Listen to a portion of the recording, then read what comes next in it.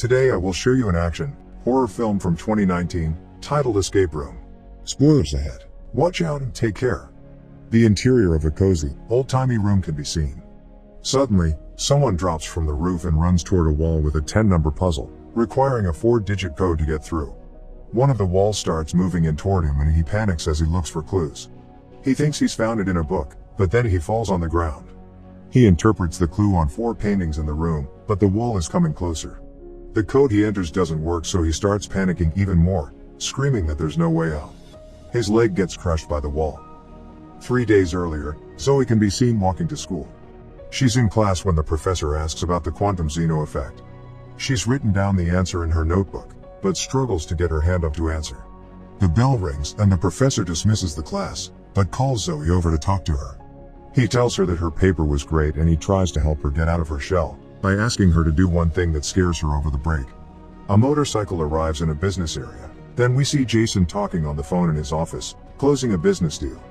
His assistant tells him he has another call, which Jason thinks is about a client giving him a gift. He's right and feels great about it. Ben is labeling groceries in the back of a store when his boss comes in. He asks him for a new job position, but he doesn't want to give it to him. His boss tells him to stop drinking if he wants to move forward. Back at Jason's office, a gift arrives for him in the form of a black box that looks like it can't be easily opened. Jason thinks his client sent it to him. Zoe goes back to her room and talks to her roommate, who isn't impressed by her nerdy rant and leaves. She's anxious and trying to calm herself when it looks like her mirror is shaking. She experiences something like airplane turbulence when suddenly she wakes from a nightmare, her roommate asking if she's okay. Before Zoe's roommate leaves for the holidays, she finds a package in front of their room addressed to her and gives it to her, saying it's from her professor. The same black box is in her package too. Ben gets to work early and sees one of the black boxes waiting for him. He tries to open it by hitting it and throwing it, when it suddenly opens by itself and he continues the process. Meanwhile, Zoe also tries to open the box and she figures it out quite fast. Simultaneously, Jason watches YouTube videos to help him open the box. The 3 of them succeed in opening the box when a piece of paper comes out of it. It's a voucher for a minus escape room, which if escaped would win them $10,000. The next day, Ben is waiting in front of the minus building, smoking, when a car parks behind him. Amanda comes out and they have a small exchange when she eyes him about smoking. She walks inside and gives the guard her ID as well as her phone. Before she walks into the elevator, he thanks her for her service in the army. Danny walks into the elevator with her, last minute. He takes out a phone which he has sneaked in. Amanda walks into the waiting room first, where Mike, Jason and Zoe are already sitting. She goes to the reception desk, but the rest tell her not to bother. Danny walks in second to her, as Mike is ranting about a childhood pet with heterochromia. Jason and Danny have an exchange about the scar on Jason's hand, and Amanda asks Zoe if they know each other, because she seems familiar to her. Ben walks in last and greets everyone. Amanda reads a newspaper about a fire and gets anxious. Danny tells the rest that he has been to 93 escape rooms before. Jason messes with him about that, but Mike tells Danny that his nephew is just like him and that he was the one that suggested he tries the minus room. Amanda says she's only there for the money. Danny explains to the rest how the rooms usually work and Zoe asks how the game starts. He tells her that they have to wait for the game's master to take them to the escape room. Ben stands up to smoke another cigarette, but the doorknob breaks off when he touches it. Mike goes over to try and fix it, but Danny thinks that they already are in the escape room. He comes over to the door and sees the oven dial. He says that it's probably a combination lock, so he tells everyone to look for clues. Everyone searches around the room. Zoe sees a mug with an airplane and Amanda finds the name Dr. Woodenu, thinking it might be a clue. Mike picks up a copy of Fahrenheit 451 and finds a screwdriver hidden inside of it. Zoe thinks that 451 might be the combination to the lock and inputs it in the door. Suddenly, the ceiling starts glaring red. They realize it's actually throwing off heat too. Zoe tries to turn off the dial, but it's stuck. Danny says that they can ask for a hint, so Amanda goes to ask at the reception. Jason finds a globe with a boat, which throws him off for a second, but then sees the lock on the window. Ben wants to break the window with a fire extinguisher, but when he sees that it's fake he throws it away. The 4 columns in the room start heating up too. Everyone is freaking out, except Danny, and Zoe finds a key in the extinguisher. She opens the window and they see that the receptionist is actually a mannequin. Suddenly, the phone rings and they all expect Jason to pick up. The message is automated, saying they should follow the rules. When he drops the phone, the window shutters go up and more heaters appear. Zoe and Amanda go to get some water because Amanda is having an anxiety attack. Zoe sees the burns on her neck. The men are looking for clues, but have no idea what to do as the room is getting hotter. Zoe sees another clue about the coasters on the table. She runs over to it and presses one of them, which opens an exit in the ducts. The exit opens a little, so they all have to press the coaster simultaneously to open it completely. Jason goes in the duct and finds a way out. He needs the screwdriver that Mike has, so Amanda switches places with him and lets him through. Jason opens the other exit. The others send Amanda next through the vent, while they hold the coasters with both hands. Zoe gets another idea about the puzzle. She fills a glass of water and places it on the coaster, pressing it down. Meanwhile, Amanda panics as she's crawling through the duct. She has a flashback from her time in Afghanistan. Zoe hears her scream and the rest tell her to go after Amanda. Danny and Ben fill the glasses with water, but they're half a glass short. They argue and a burner comes down in the room. Ben pours his liquor in the glass and the exit opens. They escape in the last second as the room burns. They jump through the fireplace into the next room. Danny is still excited, thinking all of it is still a safe game, but Amanda thinks that it was all real and wants to get out. Jason finds another lock and Danny tries to convince Amanda not to call the police. He still gives her the phone, but there's no signal. Meanwhile, Zoe and Jason are looking for clues and he finds the first key to one of the locks on the door. Then he finds the second lock on the door, which needs a 7-letter word to open. They all try to figure out the words, when Ben sees animal skulls on the wall. He has a flashback in which he's driving drunk with his friends and sings Christmas songs. He tells the others to try with Rudolph and it works. Jason opens the door and they start walking outside of the house, but Zoe and Ben stay back. When the two of them exit the house and it locks behind them. The next room looks like it's actually outside and it's really cold. Danny hits his head on the walls of the room, which are giant monitors. He falls on the ice and it sounds like it's cracking. Danny is still convinced that the room is safe. Freezing air starts shooting through the vents. He tells the rest to look for clues again. Jason is the one to find the door. Zoe sees the phrase "True North" is a lie etched on a sled. Simultaneously, Mike finds a fishing rod on a tree and Ben is trying to light a cigarette. Amanda finds one coat and says that they'll share it, then gives it to Zoe. Ben falls into a fishing hole and Danny says that there might be a clue in the water. Suddenly Mike brings over the fishing rod. While the rest of them are trying to figure out the puzzle, Zoe finds a compass in the coat pocket. She follows it north, but remembers what she read on the sled and goes the other way. Zoe finds another clue in the mouth of a stuffed bear and comes back to the group as Ben walks off to smoke his cigarette away from them. Zoe attaches the clue, which is a magnet, to the fishing line and Mike drops it inside again. Jason asks for the coat. Mike gets something on the rod, but it's really heavy. They pull out a frozen cube with the key inside.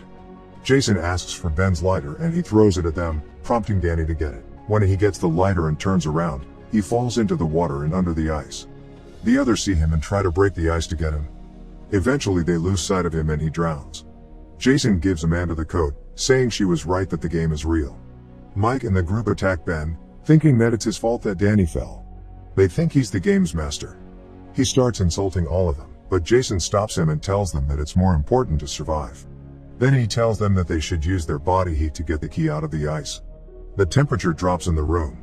Jason has a flashback of himself on a boat with his friend wearing a red coat. Mike faints, but Jason gets the key out. They find the door and it opens behind them. As they start moving toward it, the ice breaks and they jump inside in the last moment again. The next room is a bar where everything is upside down. The room starts moving up and when it stops the phone rings. Mike walks under the phone and it drops in his hand. There's a deafening noise and then music starts playing. Jason sees the door to the other room, but it's missing a doorknob. Mike notices the 8-ball from the pool table missing and starts moving to look for clues, when the noise reappears and Ben stops him from falling over because a piece of the floor falls off. Amanda climbs the bar and finds a lockbox with 4 numbers. Zoe finds a sliding puzzle on the adjacent wall and climbs over the hole to it. Mike climbs over to her side too and helps her up. As she's solving the puzzle, another part of the floor falls off, almost taking Jason with it. Ben jumps over to the puzzle side and Zoe finally solves it. They figure out how to read it and get a 4-digit code, but it doesn't work when Amanda inputs it in the lockbox. Another part of the floor falls and Mike and Ben grab onto the puzzle, but they're too heavy for it and it starts tipping over. Mike is too afraid to climb off, so Zoe does it and falls on the floor, hitting her head. They all call to her to get up, when she has a flashback of an airplane accident she was in, calling to her mom. Jason wakes her up and gets her back on the wall. Zoe tells Amanda to try the code in reverse and it works. She finds the doorknob inside the lockbox. Another part of the floor falls off. Amanda jumps over to the pool table trying to get to the other side, but drops the knob on the last part of the floor. As she drops down as well, the noise starts again, so she throws the knob to Jason and grabs onto the phone, swinging over the hole. She slips and falls. Jason opens the door and Mike follows him. Ben gets Zoe to go into the other room and stays with her to calm her. The next room looks like a hospital. They all begin looking through it when they realize all of the hospital beds look familiar. Those are their beds when they were in the hospital. Zoe checks one of the other beds and sees that it's Amanda's. She was the sole survivor in an explosion. Zoe tells her own story as well. She was the sole survivor of a plane crash. Jason was the sole survivor of a boating accident. His story is that his friend lost his mind because of hypothermia and swam off. Ben shares that he as well was the only survivor in a car crash and Mike the only survivor in a mining accident. He has a flashback of the mine, as he tells them that his brother died in that accident. They start connecting all of their accidents to everything that was in the rooms. Zoe finds Danny's documents. He was a sole survivor in an accident as well. She thinks that the game is one of survival, to see who is the luckiest of the lucky. The TV starts playing and it shows a countdown to get out of the room. The three men start looking for ways to get out of the room. They find X-rays as clues, which Ben figures out are actually sign language and they mean EKG. Zoe starts smashing the cameras, thinking that if they keep watching them, the group won't be able to win. Jason finds the poison that will be released in the room when the countdown stops, then finds the EKG machine, saying that the right heartbeat will open the doors. First he tries with Ben's heart rate, but when it doesn't work, he convinces Mike to try it as well. His heart rate is high, but not high enough. Jason wants to shock him to get his heart rate higher and manages to convince him to do that too. He gets his rate up, but ends up killing him. Ben is trying to revive Mike, as the poison starts filling the room and Zoe is still breaking the cameras. Jason attaches the EKG to himself and gets his rate low enough. The door opens. Jason goes out, but Zoe doesn't want to go. Ben follows Jason out through the vents and the door closes.